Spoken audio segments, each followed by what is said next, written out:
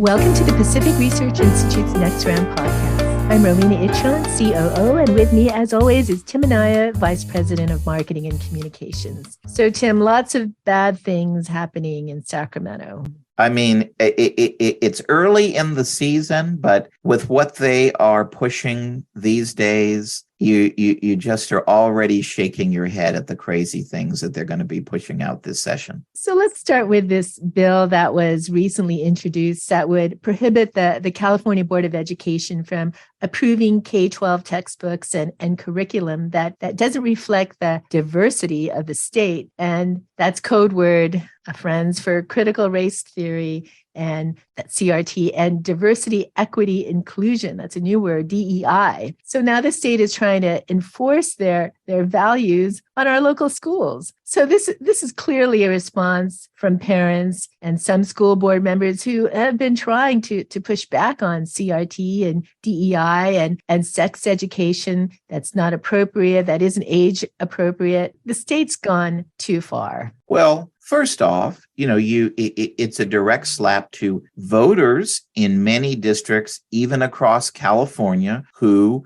voted this fall to have parent and citizen voices elected to their local school boards because they were upset by this kind of curriculum. They were upset that it was being enacted with no transparency. And basically, the education bureaucracy in their local school districts told them all to pound sand. So they lost at the ballot box, and now this is a way to basically thwart the will of the voters. So I think it's very troubling on so many levels. If you read The Great Parent Revolt by our Lance Izumi and Mackenzie Richards and Wenyuan Wu, you read the stories of these parents who are kind of fighting these battles in California and across the country. And if there's one thing that is a common thread through all of their different experiences, it's this kind of attitude that government knows best, that government wants to impose their will on their children, and their ability as parents to raise their kids as they wish be damned.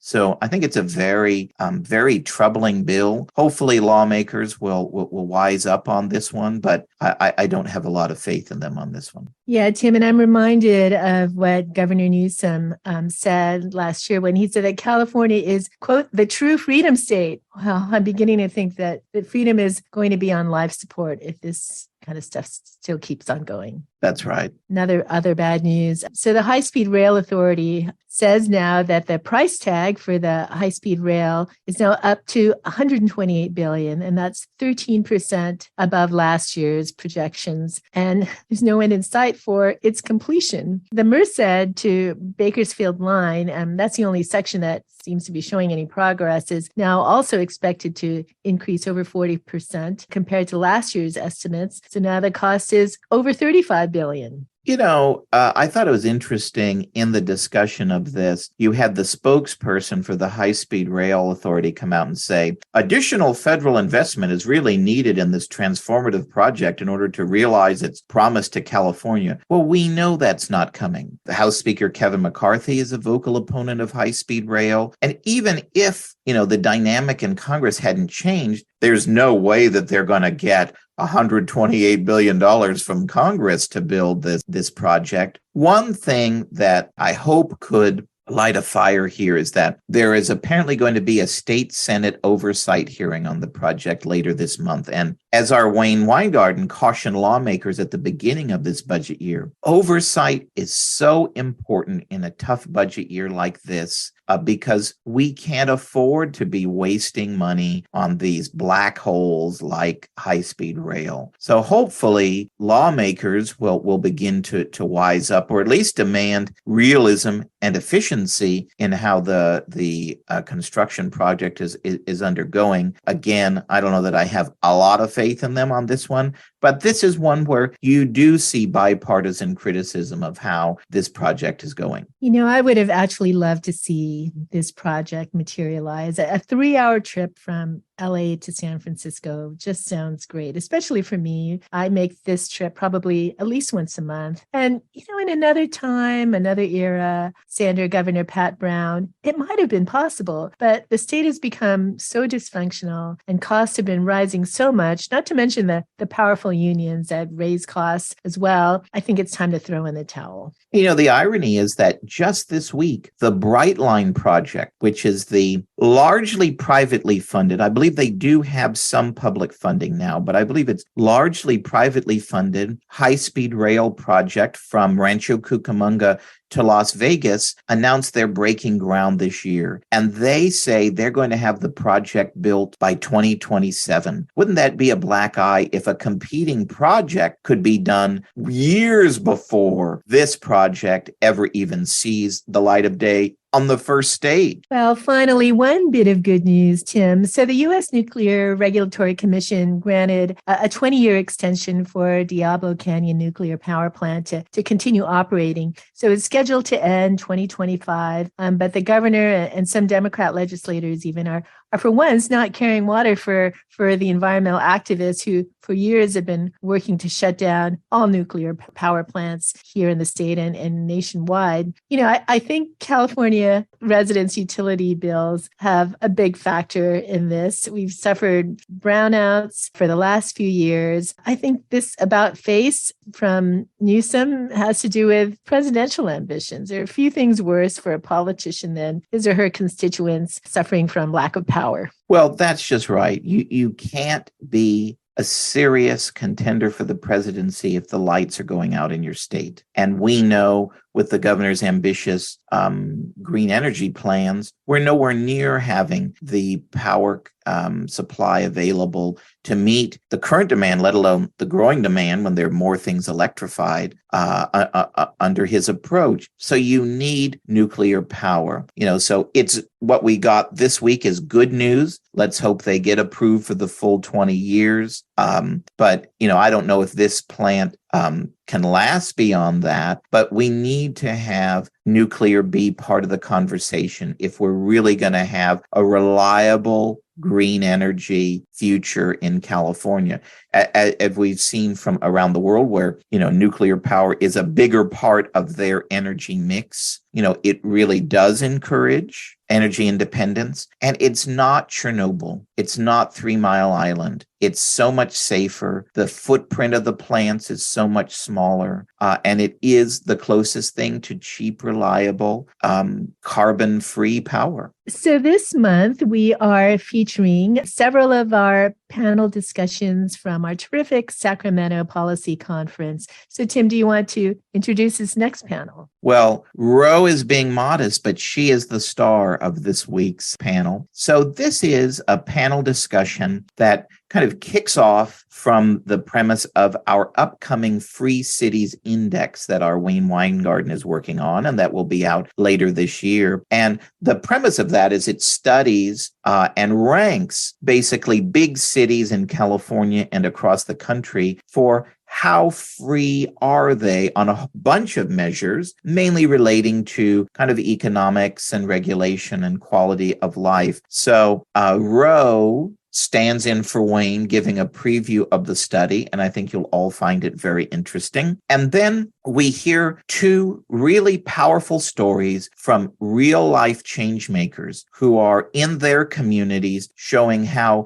the power of market ideas can really change urban communities for the better, and I think are doing things that we can all be inspired by. So you'll hear from Marjy Stagmeier, who's a past Next Round podcast guest, and she talks about her work transforming blighted apartment communities in the Atlanta area into really not only communities where you'd want to live, but she's also transforming lives. And their model is a model for the entire country. And interestingly enough, their projects, they are for-profit projects. They are not nonprofit projects. So you'll hear her story, and then you'll hear from a longtime friend of mine. We actually started out together at the Capitol, Steve McShane, who is a longtime Salinas City Council member, and now he is the president and CEO of the Salinas Valley Chamber of Commerce. And you'll talk about his the work that he's done in the city of Salinas, fighting blighted areas while also very much respecting private property rights. So they're very interesting, and I think it'll give you hope that the power of the free market can really transform, even areas of our big cities that have been in disrepair for a long time. So without further ado, here's Row, and thanks everyone for listening.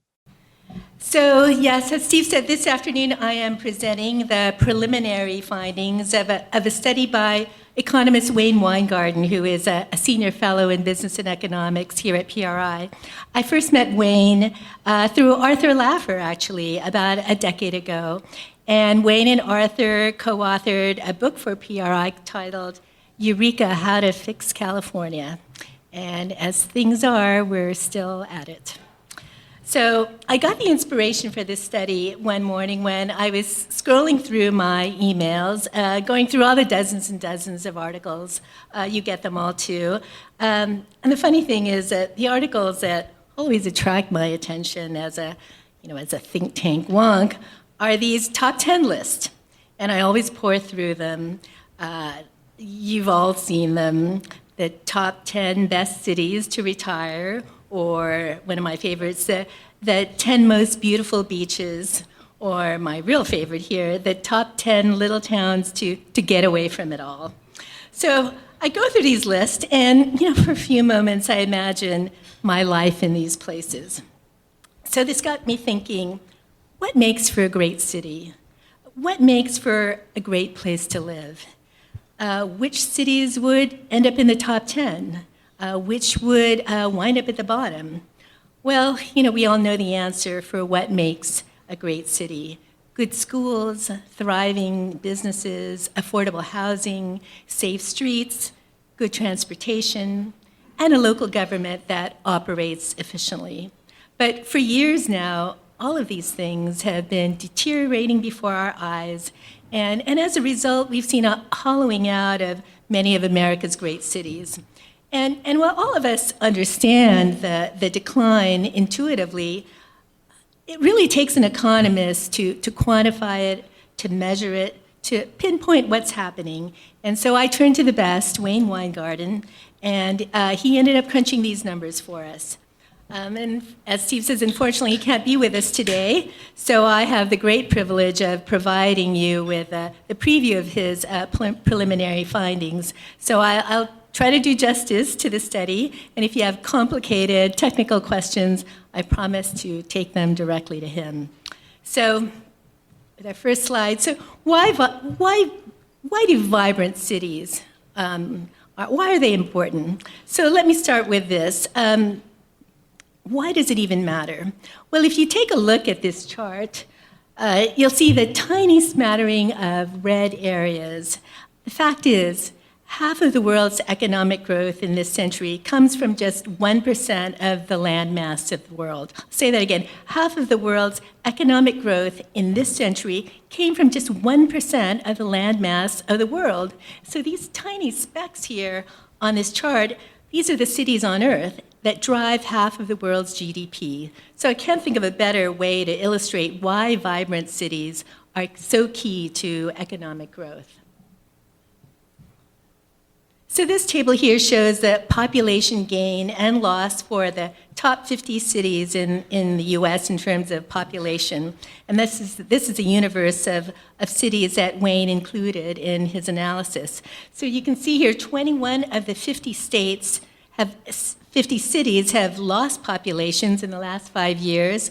The bottom three are the usual suspects, Detroit, Baltimore, and San Francisco. But what's also disturbing is of the 21 cities losing population, 5 are located in California. So in addition to San Francisco, you'll see close behind San Jose, followed by Los Angeles, Long Beach, and even San Diego. So what do these declining population cities have in common? Well, for one, high tax rates. The declining cities had a top state and local marginal tax rate of 6.3% compared to 5.5% for growing cities. And if you look at state and local corporate income tax rates for declining cities, the rate was 8.1%, and for growth cities, 5.6%. Another thing that declining population cities have in common, high cost of living.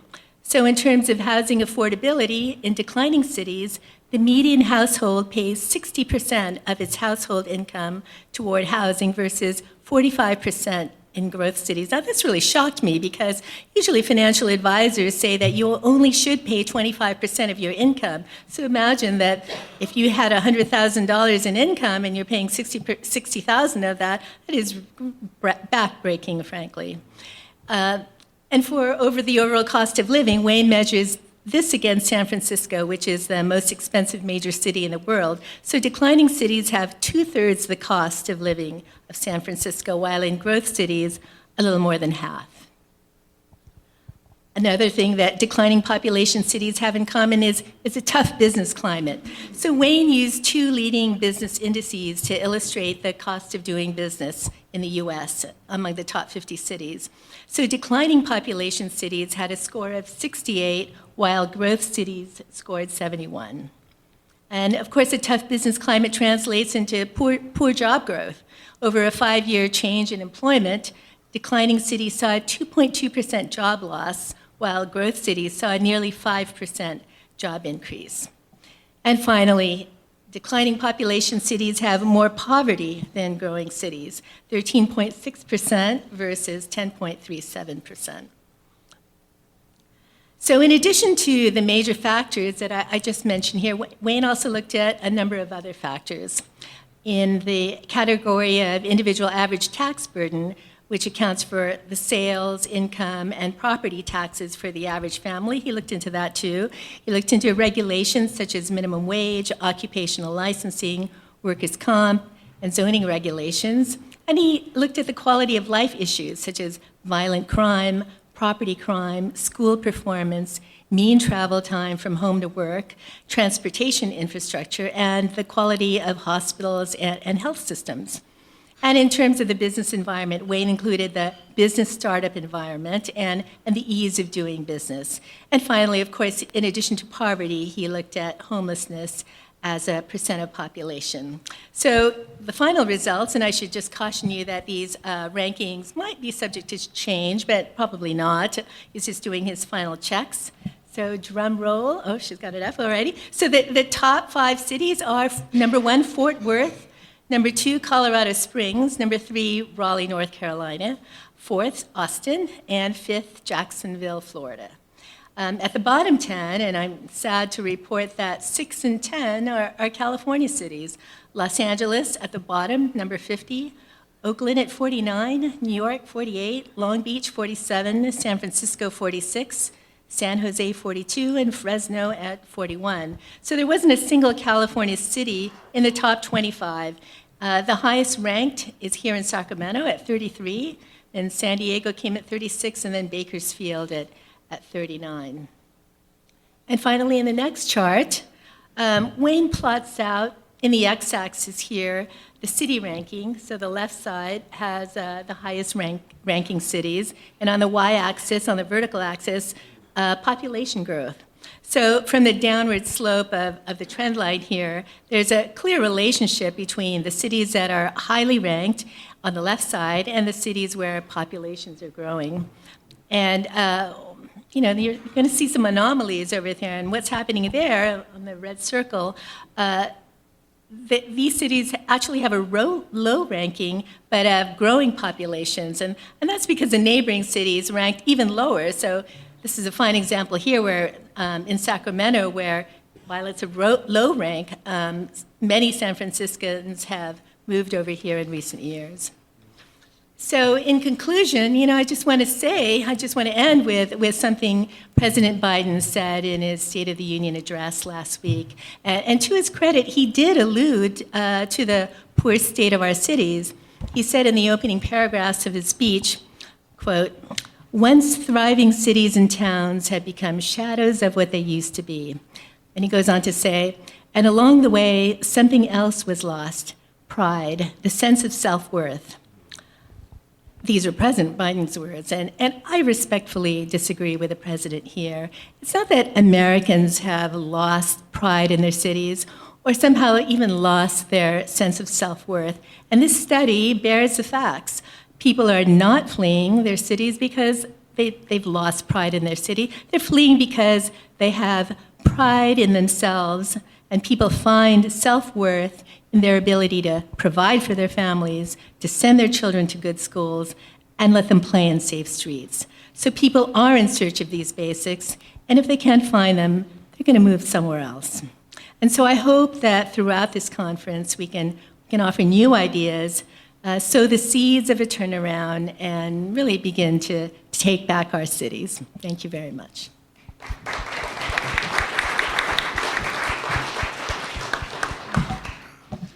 Thanks so much, Ro.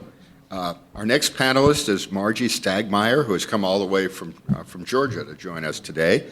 She's a real estate asset manager and investor with more than 25 years' experience creating value for her domestic and international clients. She's owned or managed more than 3,000 affordable apartment units, targeting large blighted apartment complexes near failing elementary schools. She's the founder and board chair of Stars C, a nonprofit providing affordable apartment community residents with education, wellness, and gardening programs proven to stabilize families and communities. She shares the story of one community's transformation in her new book, Blighted, People, Politics, and an American Housing Miracle. You can get an autographed copy of her book in the lobby right after the discussion. Please welcome Marjy Stagmeier.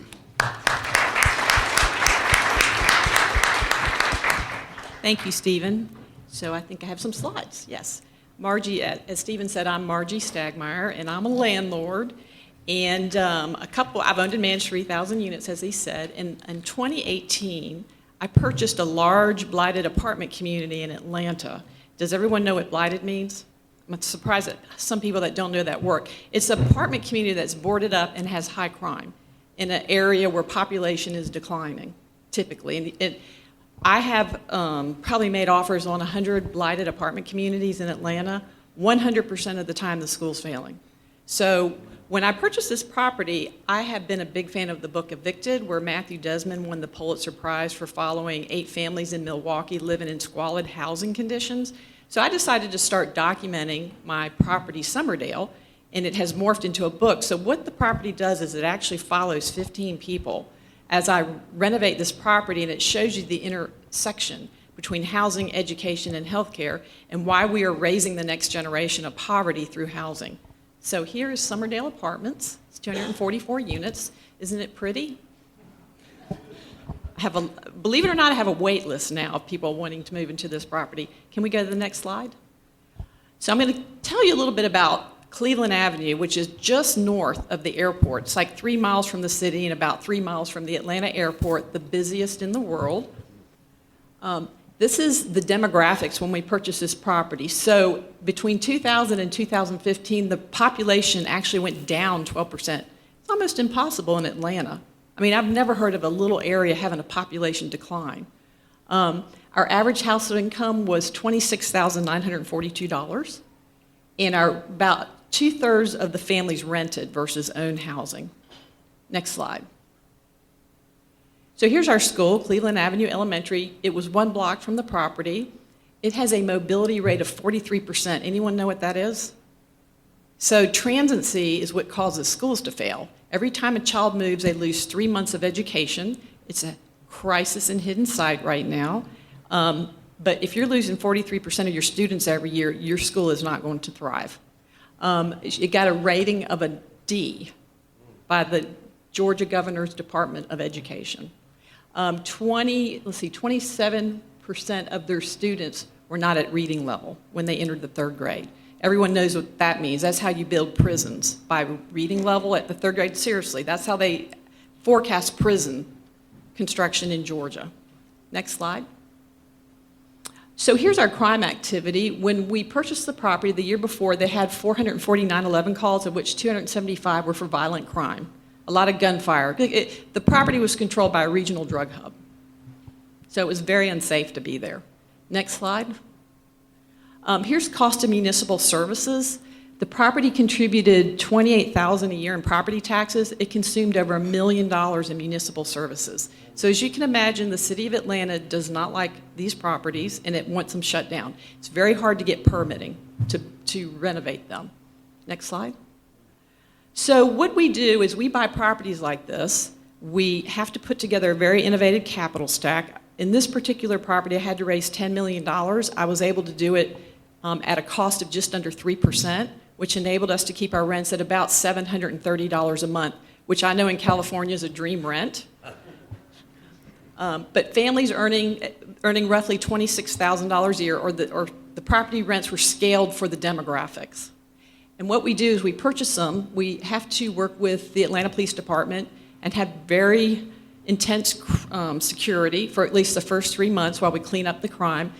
Then we start the renovation. We partner with the school. We sign a memo of understanding with Atlanta Public Schools, and we put in wraparound services. And so these are some examples of things that we've done since we purchased the property. We have Cub Scouts at all our properties.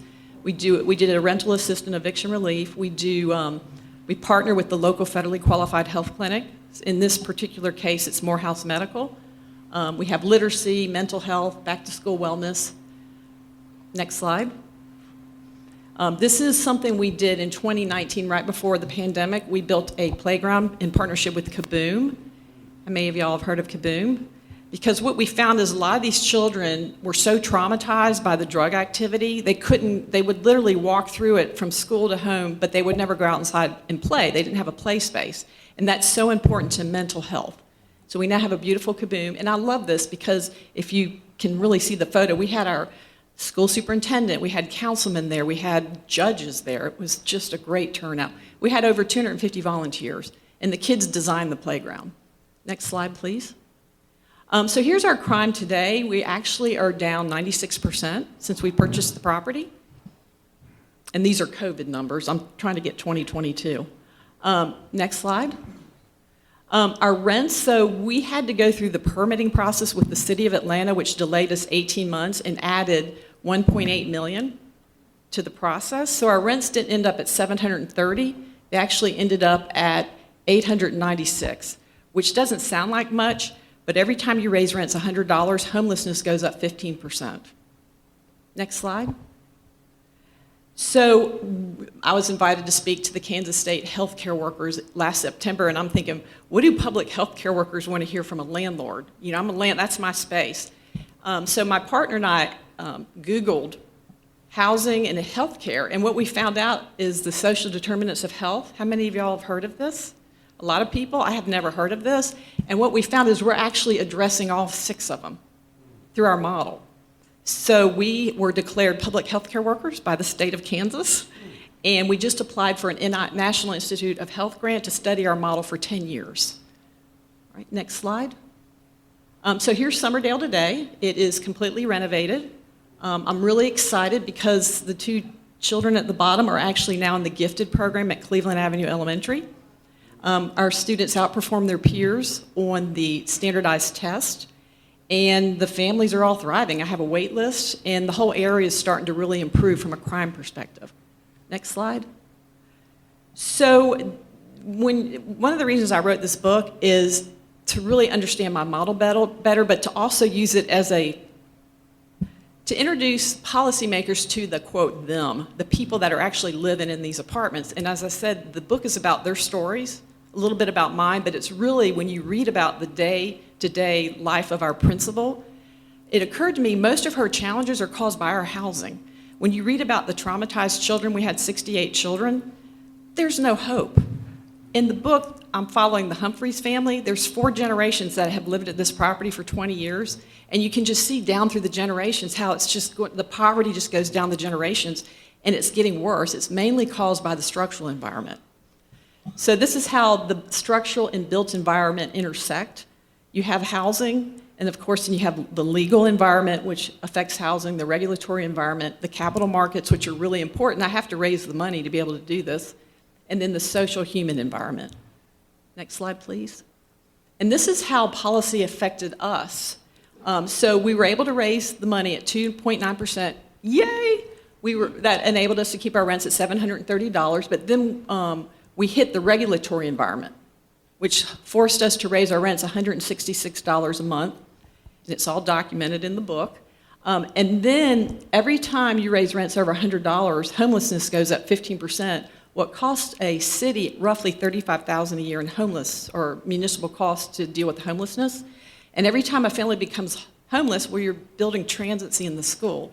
And it's roughly $6,800 per year to deal with a student as they move. And of course, they're not at third grade reading level, so you have to, eventually they'll end up in prison. There's a very high incident of prison for students that can't read. That's $23,000 a year in Georgia. And then finally, the eviction moratorium. I've been working with the City of Atlanta and the Chief Magistrate Court Judge to get her resources, but we figured the cost of the eviction moratorium costs the City of Atlanta over $60 million in property taxes lost. So you can see how just not having stable housing, how the cycle continues. And I think that's it. Next slide. Oh, one more slide. And I'm telling you why this is important. This is per the US Census, the number of permits issued to apartment communities over 5 units. You can see that less than half of our apartment stock is newer than 30 years. This is here to stay. I mean, I can show you hundreds of pictures of properties that are blighted around the country right now. I mean, thousands of them. So this is a big issue in a lot of municipalities, and it's only going to get worse as the housing inventory ages. I tell people housing is a crop. It has a shelf life. And a lot of municipalities and fire marshals don't have a method for dealing with legacy apartments because they were built in the 60s and 70s under different codes. There is no code to address this. Next slide. Yeah, here's some examples of one in Atlanta that I'd love to buy. Next slide. I think that's it. Is that it? Yeah. Thank you very much.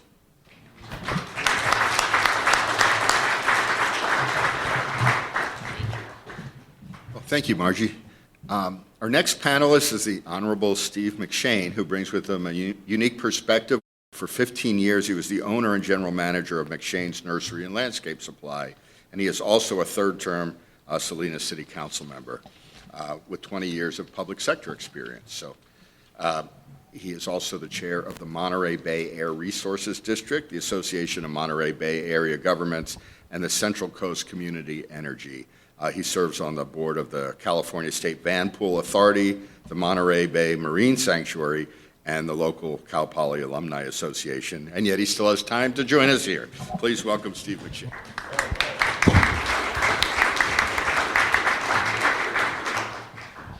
Well, it's great to be here. Ronald Reagan famously said, "Strong businesses fuel strong communities," and I'm so proud of my role with the Chamber of Commerce. In fact, here in Sacramento, we have over 1,000 executives from all over the West, just down the street, so that's why it works so well.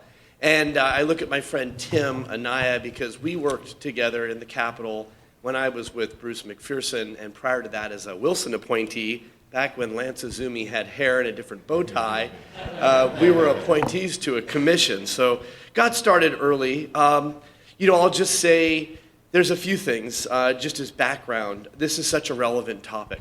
Blight and homelessness really pair together.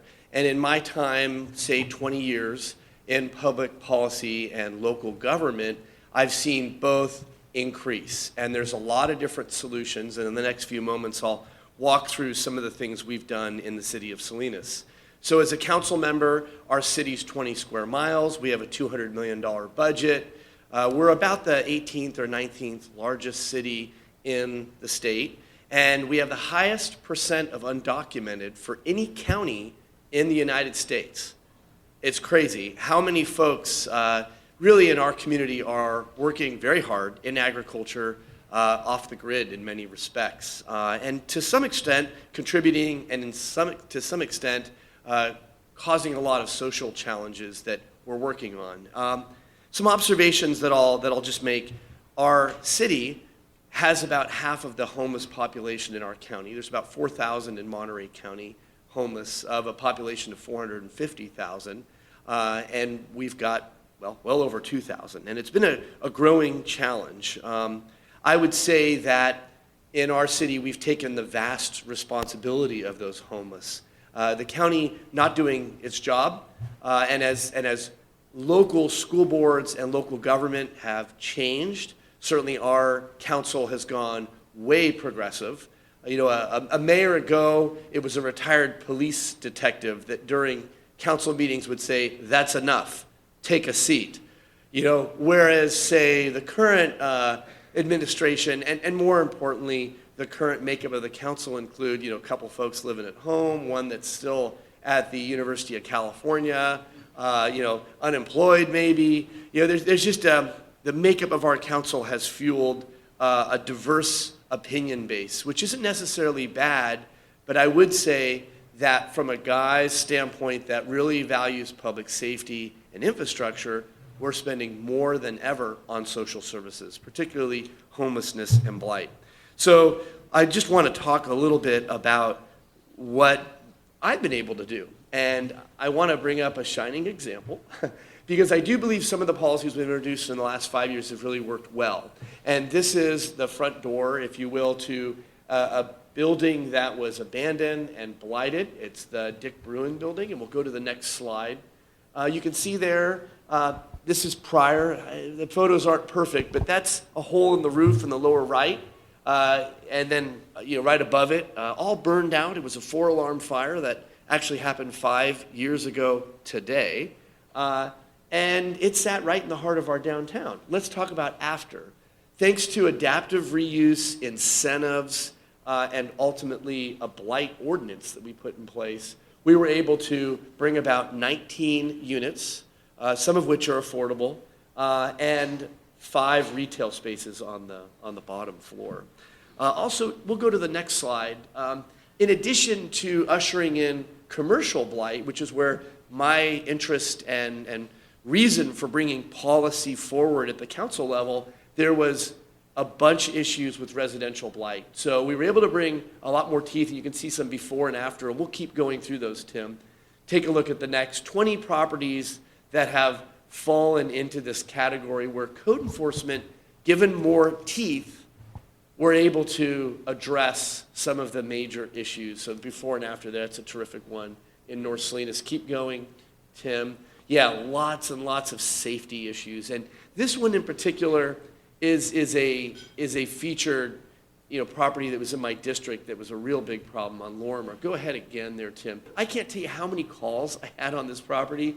And the after there ultimately resulted in an ADU and a fully renovated unit. So let's keep going even more. Adaptive reuse are incentives, a fast track through permitting with reduced fees. In the case of this building, abandoned, and now it's home to 53 units and a really cool tap room on the bottom floor. You can see the units in the lower right-hand corner. This has helped a lot. And this sort of model to convert buildings like the one on the far left there, that at one time, say had different purposes in banking and so forth, can provide housing. So those are just some examples. And I would just say more tools in the toolbox at local government are very important, and more incentives. And I would also say, as we talked about, and I think the book referenced, and even in some of Marjy's projects, there's all of these wraparound services that are needed. The state of California is literally throwing money at local government to bring about some solution to homelessness. Of our population in 5 years, we've been able to house 10%. And that's a success, but it's at a tremendous cost. We've converted hotel rooms and hotel complexes. And in the case of some funding, the Fed's saying, hey, buy up properties and give people a place to live. There's a whole ideological conversation there. We debate it whenever we get together for council. But with the right policies, enforcement on overnight parking, with the right incentives for the private sector to take abandoned or blighted properties, invest, and have it pencil out, it works. One of the biggest incentives of all, I think, was pointed out in the slide, where permitting can come in. Permit relief for the right projects, terrific. And a fast track. When you send a project back to go through another hurdle or step, time is money. And really changing the culture in our permitting and planning departments so that they don't hold those projects up, have gone a long way. So that's kind of an introduction to where Salinas, California is at. I look forward to any questions and some more discussion. Thanks.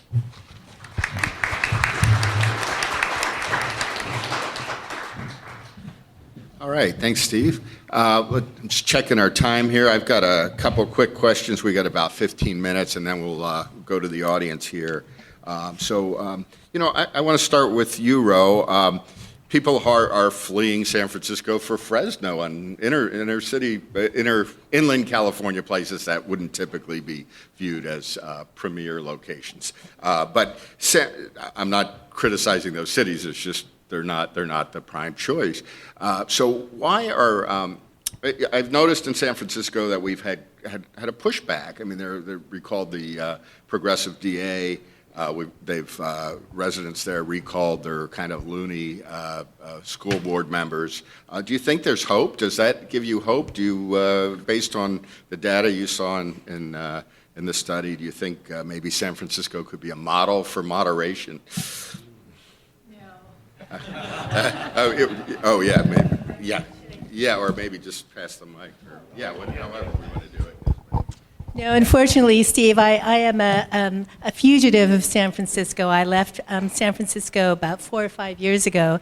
And while, as you say, the city has taken some steps, they've recalled their 3 school board members and their DA. I think the city's got a long way to go.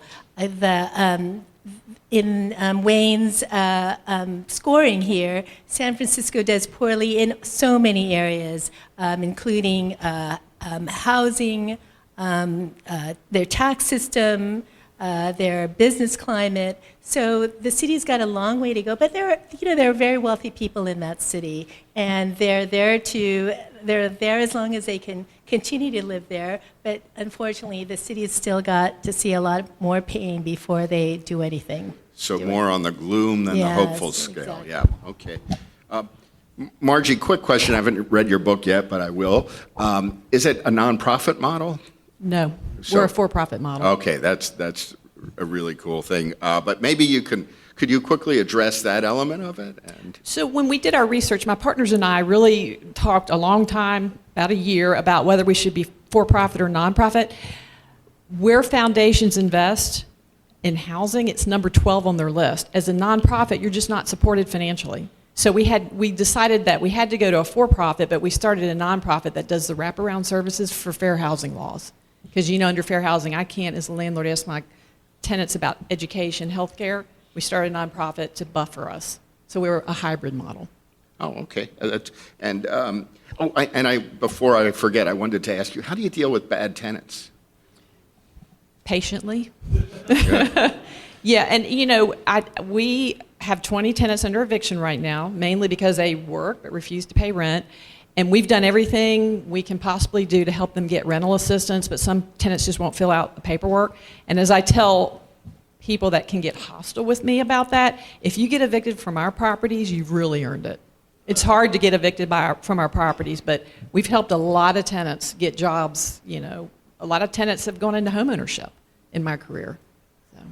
Okay, great. And Steve, you said a couple things that raised my hackles. So you said that you want to give cities more tools, and you want to expedite the approvals for the right project. So having covered redevelopment agencies who are thankfully gone, I thank Jerry Brown for that. And maybe not for the right reasons, but he got rid of them in 2012. What I saw in covering it as a newspaper writer was that they would use a blight designation My former city of Diamond Bar, they found peeling paint. Any excuse serves a tyrant. Any excuse serves a redevelopment agency. So how do you get at that? How do you get at giving cities more tools without having them ultimately abusing property rights through eminent domain to build the right projects, which often means the subsidized projects proposed by the politically powerful developers who may or may not be donating to city council campaigns? Yeah, sure. So private property rights needed to be preserved in this policy. Like, that was first and foremost. So the city attorney and I worked really closely on this. What we were able to do is qualify a whole host of new nuisances. We know who the bad performers are. We know the properties that have been abandoned. Now we had a expedited process to document and make contact and ultimately take control if we had to. That even involves like cutting the grass, even repairs if needed, and passing those on to expedite and flag and ultimately move these properties on. Now, when we narrowed down the list, there was maybe 20 commercial properties. 4 have gone through, 1 has been permitted and been resolved, and we've taken care of around 20 of our residential properties.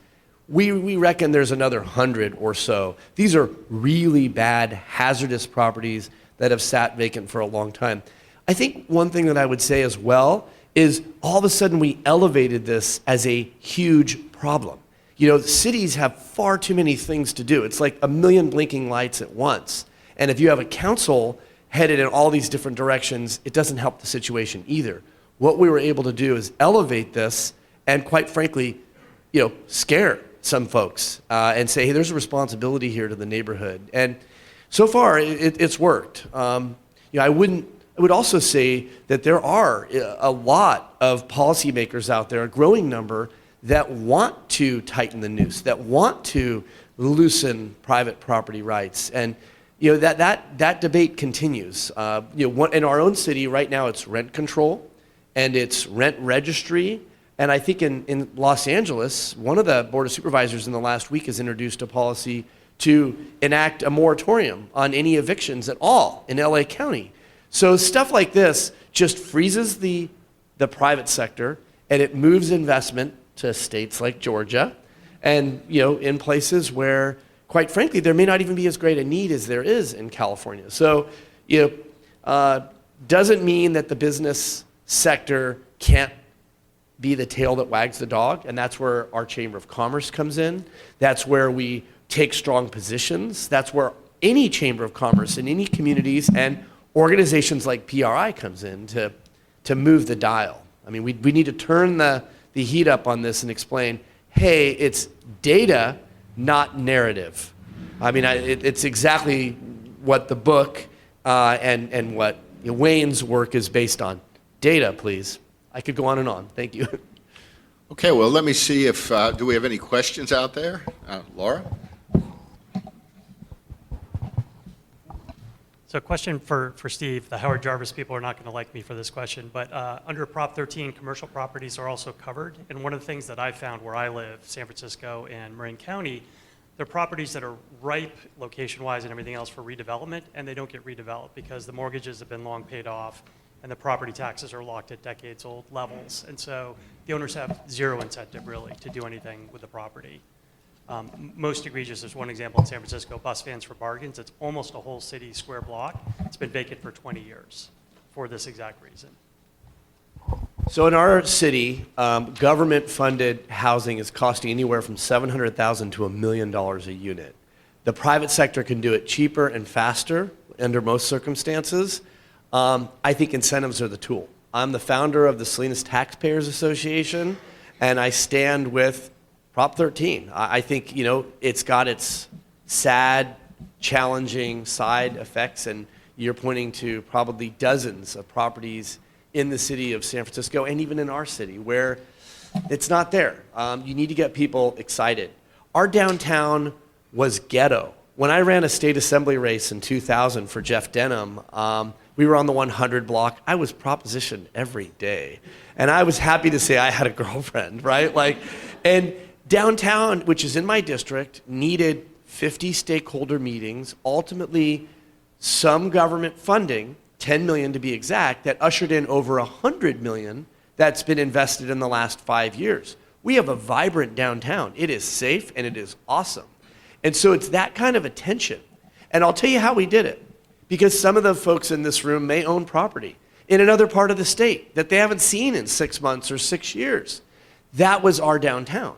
Folks that had moved away, second, third generation. What we did is we enacted a property-based improvement district. So folks that owned property were all of a sudden in control of where their property taxes went.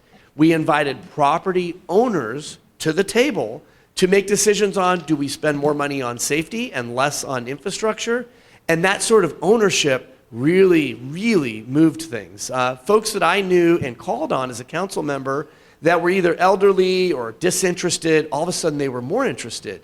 And their friends, at the country club or the Sutter Club for that matter, were like, hey, we could do this or we could do that. And then they were raising money, and this 72-foot, 35,000-pound arch gets dropped in the middle of this 200 blocks that says Salinas. So, there's some things to be said about ways that the government can incentivize that private investment. And I think we've got a shining example, and it hits a lot of the touch points that Governor Newsom would get excited about, right?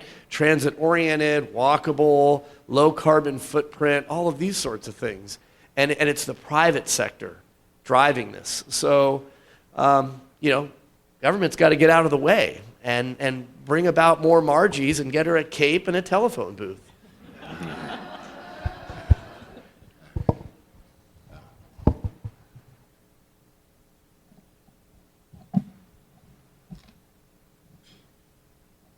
I probably don't need this microphone, but this is for Margaret. So could you tell us what the steps you took to reduce crime in your blighted apartment complex that you acquired?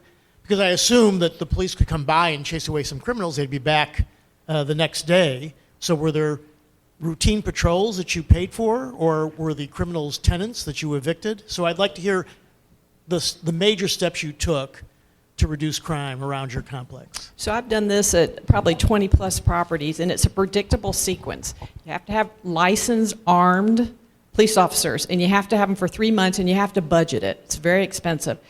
You have to fix the infrastructure around the property. So I go into great detail in the book. Officer Ski was our police officer, and it was every night he got called 3 and 4 times to the property. He'd go in, make it, write a report and leave. He couldn't do it by himself. So we just fixing the gates cut our crime, the regional drug business, just fixing the infrastructure. We installed 3 24/7 cameras that were monitored by downtown at the police department. So you have to invest the money. And even then, it still took us about 2 years to get rid of the crime because it was such a lucrative market. We finally would get the main guy locked up. He'd usually be back at the property within 24 hours, and we just kept at it. But once he was finally gone, we had when you say that you cannot come back, we had a restraining order against him. The next wave came in to basically take over the hub. So you just have to really stay at it. But after about 18 months, they finally got the hint. And even, just one more quick thing, we got a call this week, our property's getting marked by gangs. So we're now having to fight it off again. So it's constant vigilance. Great. Well, thank you. That was a great panel. And If you like this episode, please tell your friends and subscribe to PRI's podcast at iTunes, Google Play, Stitcher, TuneIn, iHeartRadio, and Spotify. And when you're on these platforms, don't forget to give us a big 5 stars. If you don't subscribe to any of these, you can still listen on PRI's YouTube page, youtube.com/Pacific Research 1.